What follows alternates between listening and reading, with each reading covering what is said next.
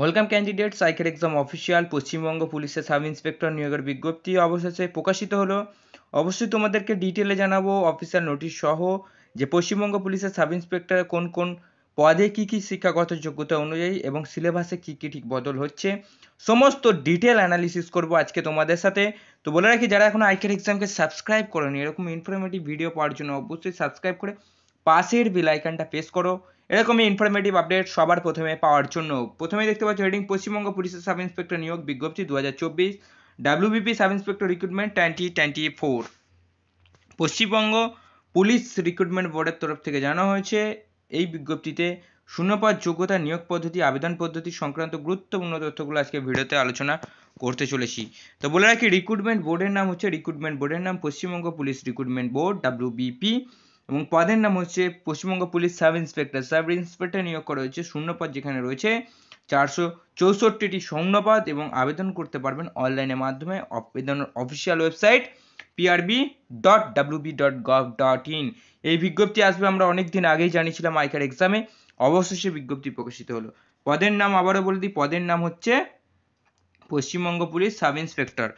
যেখানে শূন্যপদ থাকছে তোমাদের রিক্রুটমেন্টের মাধ্যমে। এই রিক্রুটমেন্টে পশ্চিমবঙ্গ পুলিশের পুরুষ এবং মহিলা মিলিয়ে উভয় 464টি সাব ইন্সপেক্টর নিয়োগ করা হবে, যেখানে আর্ম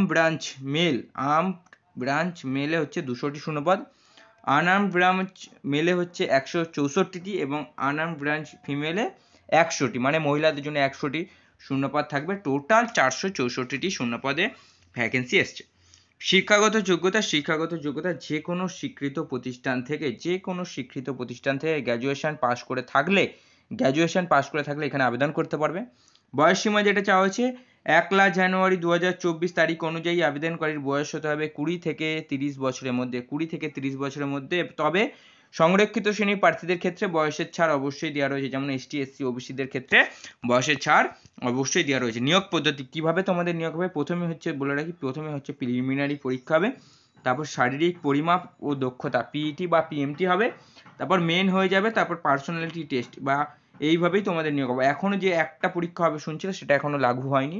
এবারে যে রিক্রুটমেন্টগুলো আসছে এ বছরের, এখন কিন্তু পুরনো সিলেবাসেই তোমাদের পরীক্ষা হচ্ছে, মানে preliminary, PET, PMT, main, personality test, ব্যাস তোমাদের নিয়োগ কমপ্লিট হয়ে যাবে।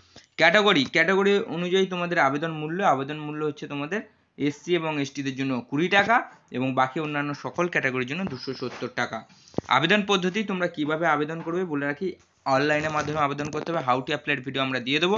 আবেদন প্রক্রিয়া শুরু কবে থেকে তোমরা এখানে আবেদন করতে পারবে, সেটা হচ্ছে 9 মার্চ 2024 থেকে তোমাদের আবেদন শুরু হচ্ছে এবং আবেদন শেষ হবে 7 এপ্রিল 2024। তোমরা 1 মাস মতো সময় পাবে।